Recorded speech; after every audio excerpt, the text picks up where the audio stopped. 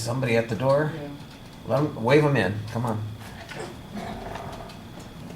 All right.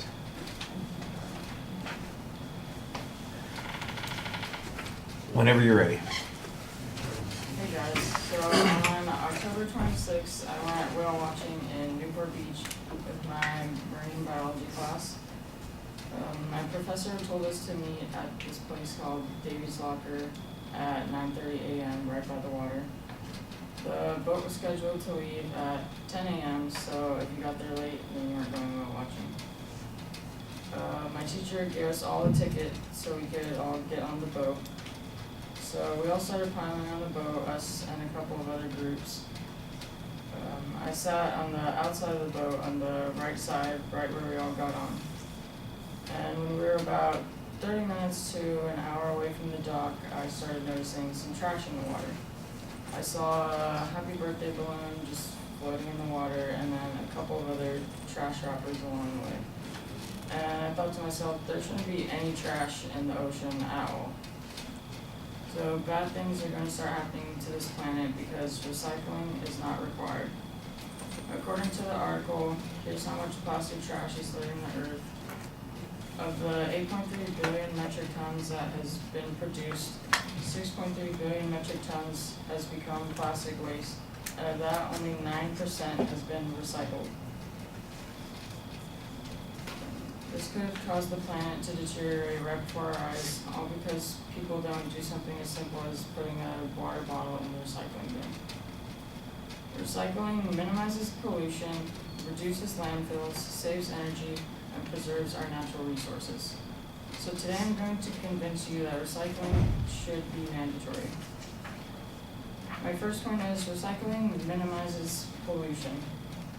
Recycling reduces pollution because it takes some solid waste products and changes them into new products. For example, old tires might be recycled and made into sandals, plastic soda bottles can be made into clothes, etc. Also, according to the article, how can recycling help prevent pollution? Using recycled glass decreases mining waste by 80% and air pollution by 20%. Manufacturing products from recycled materials, more specifically, also generates less air and water pollution than what would have been generated if the product was made from original materials. According to the article, benefits of recycling, making recycled paper creates 74% less air pollution and 35% less water pollution than making paper directly from trees. Another example would be if a car is made from recycled aluminum, then it will be lighter than a car made from steel. So then there will be a need for less gasoline because of the recycled aluminum, thus resulting in a decrease in air pollution. The next point I'd like to make is recycling also reduces landfills. If we recycle more, then less items will end up in landfills. No one wants to live next to a big, ugly landfill. I know I don't. About 80% of the material in landfills consists of solid waste, some of which needs to be recycled in order to shrink landfills. Some states have set goals to reduce the amount they add to landfills by 40 to 50%. This is a step in the right direction, but we still have a long way to go. Landfill sites are also taxed and there are fines for exceeding the limits of disposal at one time in many regions. Such costs are passed on to the taxpayer. An example of this pass-through tax would be increased city council taxes, so recycling will minimize these additional landfill costs to a great extent.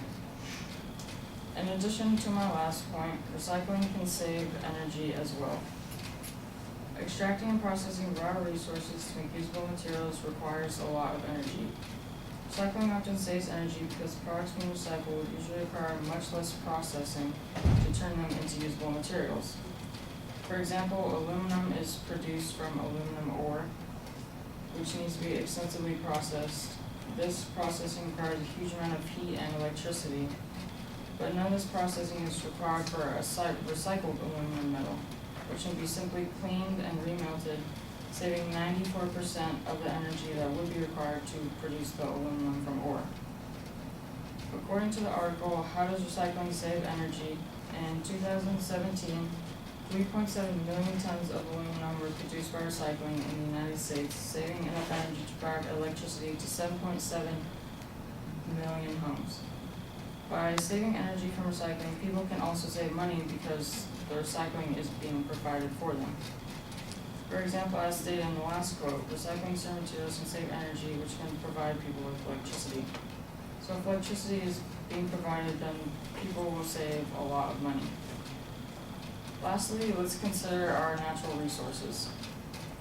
Recycling preserves our natural resources. By using materials more than once, we conserve natural resources. In the case of paper, recycling saves trees and water. Making a ton of paper from recycled stock saves up to 17 trees and uses 50% less water.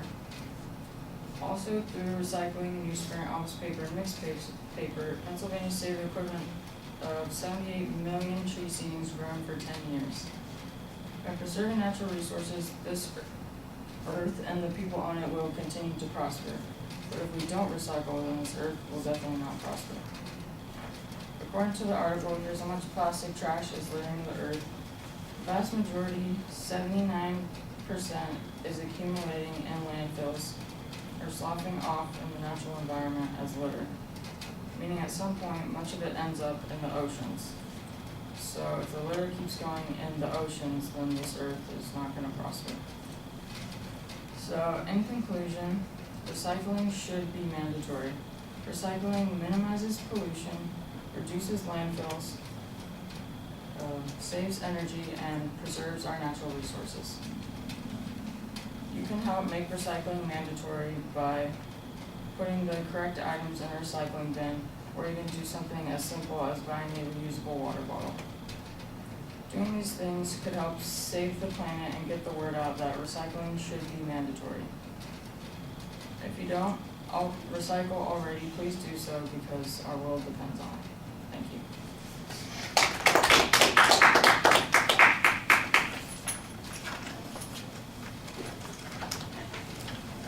Thank you.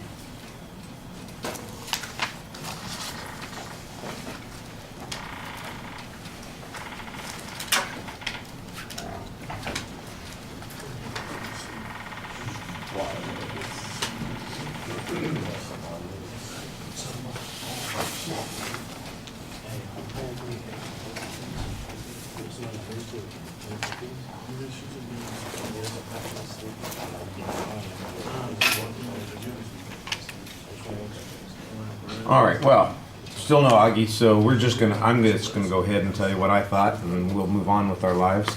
I thought you did a very good job of the presentation. I know you had the notes in your hand that you're having to use occasionally.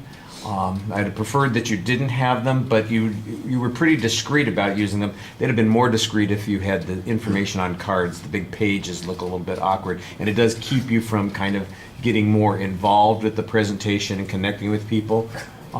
Let me talk a little bit about the delivery issues first then. The same issues that we've talked about before. I think you do a good job looking at the audience despite the fact that you have the notes in your hand occasionally, so you're fine there. I do notice that you're doing a couple more things with your voice, even though you're not changing the volume and the pitch as much. One of the things that you are doing is pacing the presentation a little bit more effectively and pausing in a couple of spots to make your point more effective. And I thought that worked really well in that first section where you're telling the story about meeting your class and going on the boat to do the whale watching thing. So if that works for you, then that's the way to go with your vocal range. Make some changes that way and emphasize points that way, and I think you'll be fine. The structure of the speech was very clear. You had an excellent preview. I knew what your goal was. I like the attention step where you're telling us that story. I thought that it worked really well, bringing us into the story. It personalizes it a little bit, but it also introduces the topic pretty clearly. You have an excellent amount of research in the presentation. Sometimes it gets to be piled on a little bit, and there are a couple of places where, in addition to the research, if you gave us a story or an example, it would make it a little bit more interesting, but you do have a lot of information that you're using pretty effectively, and I appreciate that. You cited the material very well during the presentation. That was good. Like I said, I think you could probably get some more emotional content in there. There are a couple of places where you sort of have a visualization. You say, I can't imagine living next door to a landfill. Can you? You know, it wouldn't be very pleasant. I'm thinking that would have been a good place to create kind of a negative visualization. Imagine that you woke up every morning to the smell of, methane gas wafting across your patio as you're getting ready for breakfast. That's going to happen if we don't contain these kinds of things. So you can feed it a little bit more, I think. And I like the action steps that you have at the end where you kind of personalize it and say, look, everybody can do individual kinds of recycling, and here are little things that you can do. I thought that worked pretty well also. Okay, thank you.